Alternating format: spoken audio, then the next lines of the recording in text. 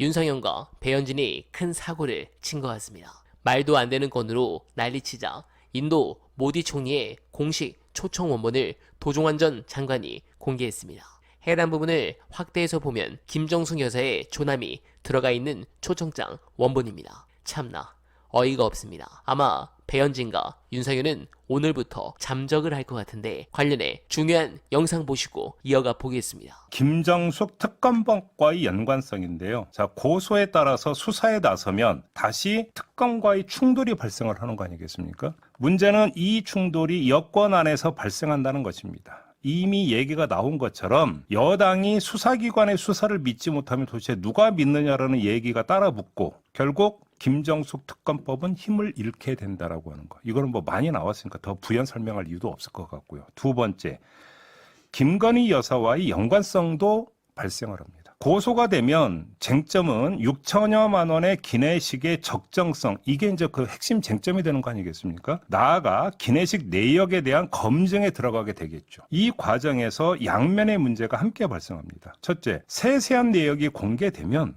그 공개가 기준이 돼서 김건희 여사의 건도 공개하라는 요구가 이미 나오고 있습니다. 네, 속 시원합니다. 어날바 최저가 상품처럼 차후 국짐의 행보가 너무 기대가 되는 가운데 갑자기 저들이 이러는 이유는 간단합니다. 오로지 김건희 때문이었습니다. 야당이 특검을 새롭게 추진해서 압박을 하고 있으며 검찰 또한 뒤로 자료를 흘리며 소환서를 흘리기 때문에 물타기를 하려고 이런 짓을 꾸민 겁니다. 그렇다면 건희의 운명은 어떻게 될 것인가 영상 보시고 이어가 보겠습니다. 검찰 내에서 나오는 얘기는 그래서 8월 소환설. 왜냐면 이제 이거는 세 가지 이유 때문에 하나는 이원석 검찰총장의 임기가 9월 중순이다.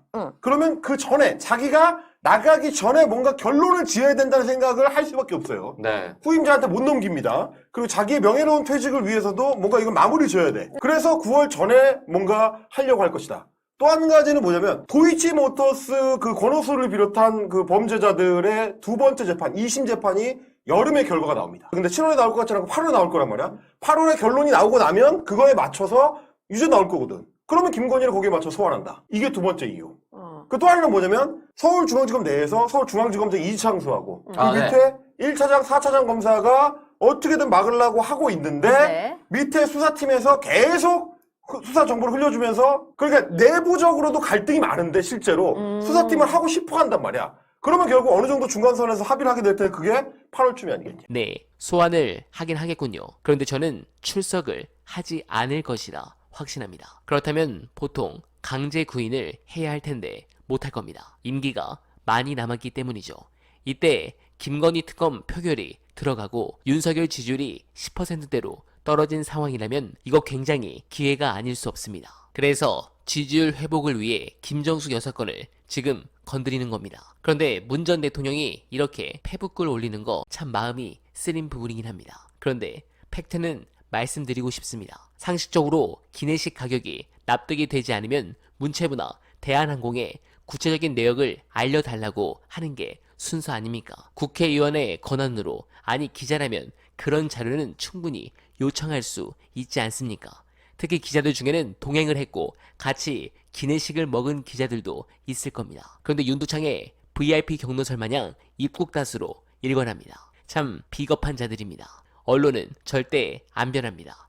그들은 박멸의 대상이다 라는 것을 여러분들께 말씀드리며 어날바는 오늘도 최선을 다하겠습니다. 여러분 고맙습니다.